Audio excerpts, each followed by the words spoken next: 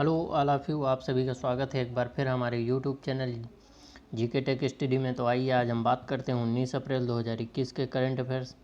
जो लोग चैनल पर नए हैं वो चैनल को सब्सक्राइब करके बेल आइकन प्रेस कर लें, और जिन लोगों को इस वीडियो की PDF डाउनलोड करना है वो लोग डिस्क्रिप्शन बॉक्स में जा सकते हैं, वहाँ से PDF डाउनलोड कर सकते हैं, लिंक दिया हुआ। और जिन लोगों को मेरे टेलीग्राम चैनल से भी जुड़ना है वो लोग भी डिस्क्रिप्शन बॉक्स में जा सकते हैं, लिंक दिया हुआ है, चैनल को ज्वाइन कर सकते हैं। तो चलिए सेशन को स्टार्ट करते हैं। हमारा पहला क्वेश्चन है, विश्व धरोहर दिवस निम्न में से किस दिन मनाया जाता है? तो इसके ऑप्शन है 20 जनवरी, 15 मार्च, 10 मई, 18 अप्रैल। तो इसका right answer option number D, 18 अप्रैल। विश्व धरोहर दिवस प्रतिवर्ष 18 अप्रैल को मनाया जाता है। इस बार वर्ल्ड हेरिटेज डे 2021 की थीम है। विश्व धरोहर दिवस मनाने का महत्व इसलिए भी अहम हो जाता है क्योंकि इसका मकसद सांस्कृतिक, ऐतिहासिक एवं प्राकृतिक विरासतों को संरक्षित करना है और इसके प्रति लोगों को जागरूक भी करना है। तो इसका right answer option number D, 18 अप्रैल विश्व धरोहर दिवस मनाया जाता है। नेक्स्ट क्वेश्चन की तरफ आगे चलते हैं अपने। एशियाई कुश्ती चैंपियनशिप में 53 किलोग्राम भार वर्ग में निम्न में से किस स्टार पहलवान ने स्वर्ण पदक जीत लिया है? तो इसके ऑप्शन दिए गए हैं, विनेश फोगाट, गीता फोगाट, साक्षी मलिक, रितु फोगाट। तो इसका राइट आंसर है option number A, Vinesh Phogat. एशियाई कुश्ती चैंपियनशिप में 53 किलोग्राम भार वर्ग में स्टार पहलवान विनेश फोगाट ने स्वर्ण पदक जीत लिया है। विनेश ने फाइनल में ताइपे की मेंग हसन हसीह के खिलाफ 6-0 की बढ़त हासिल करने के बाद उसे पूरी तरह से हरा दिया है। इस प्रतियोगिता में ताइपे की इस खिलाड़ी पर विनेश की यह दूसरी जीत है। विनेश फोगाट एक भारतीय पहलवान है, वह हरियाणा के भिवानी जिले से आती हैं। नेक्स्ट क्वेश्चन की तरफ आगे चलते हैं अपने। इंक्लूसिव इंटरनेट इंडेक्स 2021 में निम्न में से किस देश को प्रथम स्थान प्राप्त हुआ है? तो इसके ऑप्शन दिए गए हैं, चीन, नेपाल, स्वीडन, भारत। तो इसका right answer option number C, Sweden. Facebook समावेशी इंटरनेट सूचकांक में 120 देशों को शामिल किया गया। ये देश 96% वैश्विक जनसंख्या और 98% वैश्विक सकल घरेलू उत्पाद का प्रतिनिधित्व करते हैं। भारत के साथ थाईलैंड भी 49वें स्थान पर है इस रैंकिंग में। स्वीडन पहले स्थान पर है, इसके बाद अमेरिका और स्पेन का स्थान था। यह रैंकिंग इंटरनेट की उपलब्धता, सामर्थ्य, प्रासंगिकता और तत्परता के आधार पर की गई है। तो इसका right answer option number C, Sweden. Next question की तरफ आगे चलते हैं अपने। विश्व हीमोफीलिया दिवस निम्न में से किस दिन मनाया जाता है?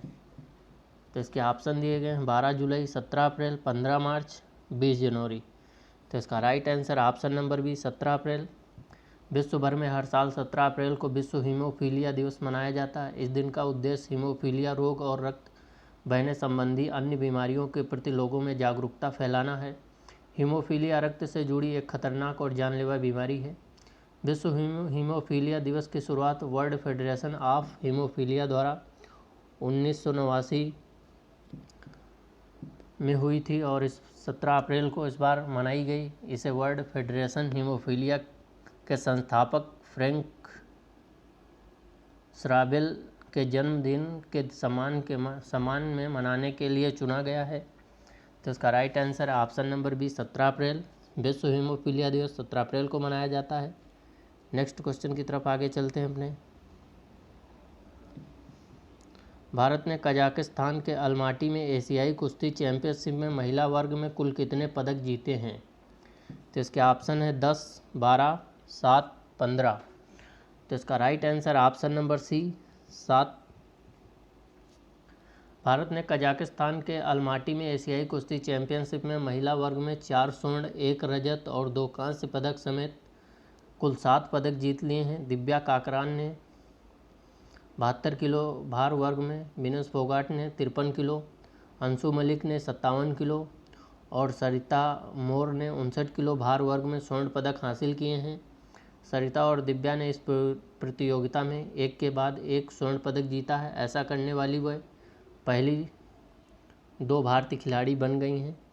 तो इसका right answer option number C 7 पदक भारत ने जीते हैं।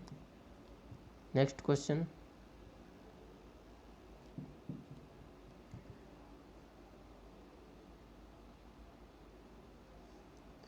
ब्रिटेन के गृह मंत्रालय ने हाल ही में किस भगोड़े कारोबारी के प्रत्यर्पण को मंजूरी दे दी है? इसके ऑप्शन है नीरव मोदी, मेहुल चोकसी, ललित मोदी, समीर मोदी। तो इसका राइट आंसर है option number A Nirav Modi. Britain के गृह मंत्रालय ने भगोड़े कारोबारी नीरव मोदी के प्रत्यर्पण को मंजूरी दे दी है। केंद्रीय जांच ब्यूरो के अधिकारियों ने इसकी पुष्टि की है। इस साल फरवरी में ब्रिटेन की एक अदालत ने नीरव मोदी के प्रत्यर्पण का आदेश दिया था, जो कि बैंक घोटाला मामले में भारत में वांछित हैं। अदालत ने भारत सरकार के इस तर्क को स्वीकार कर लिया था कि मोदी के खिलाफ प्रथम दृष्टया पर्याप्त सबूत हैं। तो इसका right answer option number A Nirav Modi. Next question की तरफ आगे चलते हैं अपने। ओडिशा के किस नदी पर 110 करोड़ रुपए की रोपेक्स जेटी परियोजना बनेगी? तो इसके ऑप्शन हैं भार्गवी नदी, ब्राह्मणी नदी, बुंदा पंगला नदी, धामरा नदी। तो इसका right answer option number D Dhamra नदी। ओडिशा में धामरा नदी पर 110 करोड़ रुपए की रोपेक्स जेटी परियोजना बनेगी। इसके बनने से सड़क मार्ग से जो दूरी तय करने में यात्रियों को अभी 6 घंटे लगते हैं, उसमें जलमार्ग से महज 1 घंटा लगेगा। मंत्रालय ने कहा कि रोपेक्स जेटी परियोजना से धामरा नदी के आसपास स्थानीय लोगों को रोजगार के अवसर उपलब्ध होंगे और तलचुआ से धामरा तक की सड़क मार्ग की 200 किलोमीटर की दूरी को कम कर देगा। तो इसका right answer option number D Dhamra नदी। ओडिशा में मुख्यमंत्री हैं नवीन पटनायक, राज्यपाल हैं गणेशी लाल। नेक्स्ट क्वेश्चन की तरफ आगे चलते हैं अपने।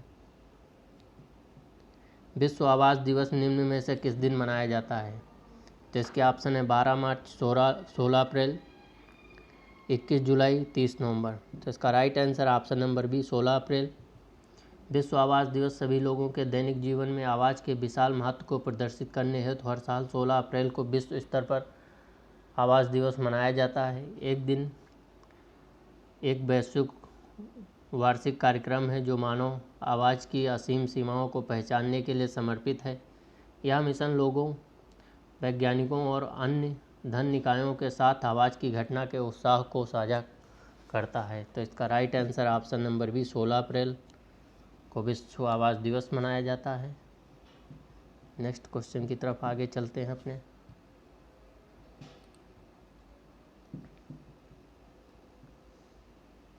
केंद्र सरकार ने हाल ही में किस शहर में स्थित हाफकिन बायो फार्मास्यूटिकल को भारत बायोटेक की कोवैक्सीन बनाने की मंजूरी दी है? तो इसके ऑप्शन दिए गए हैं दिल्ली, मुंबई, कोलकाता, चेन्नई। तो इसका right answer option number B Mumbai. केंद्र सरकार ने हाल ही में मुंबई शहर में स्थित हाफकिन बायो फार्मास्यूटिकल को भारत बायोटेक की एंटी कोरोना वैक्सीन कोवैक्सीन बनाने की मंजूरी दे दी है। इस समय यह वैक्सीन हैदराबाद के भारत बायोटेक में बनाई जा रही। साथ ही सरकार ने देश के पूर्व और दक्षिण इलाकों से स्टील परियोजना से ऑक्सीजन लेने के लिए मंजूरी दी है। तो इसका राइट आंसर है option number B Mumbai. Next question.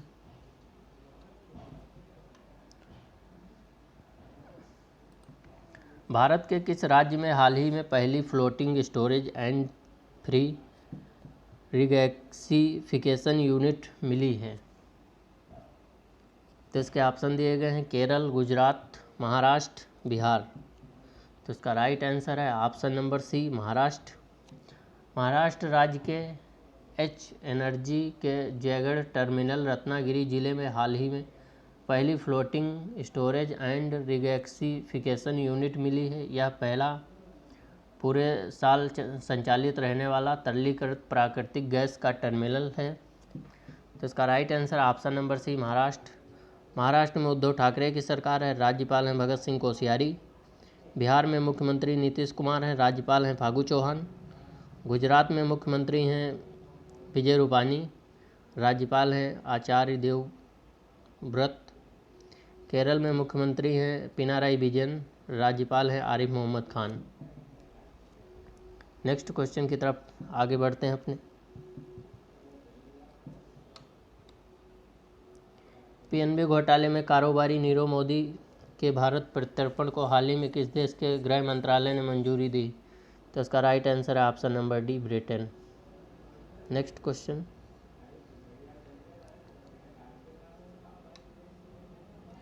निम्न में से किस देश के पुरातत्वविदों को हाल ही में रेत में दफन 3400 साल पुराना सोने का शहर मिला है?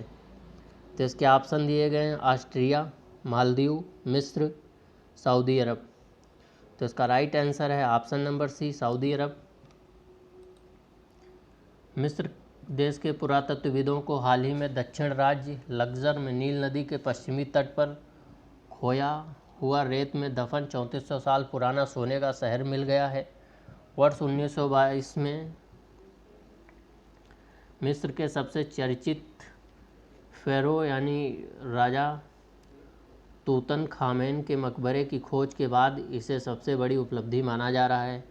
तो इसका राइट आंसर है ऑप्शन नंबर सी, मिस्र। मिस्र की कैपिटल है कायरो, मालदीव की कैपिटल है माले, ऑस्ट्रिया की कैपिटल है वियना, सऊदी अरब की कैपिटल है रियाद। नेक्स्ट क्वेश्चन की तरफ आगे चलते हैं अपने।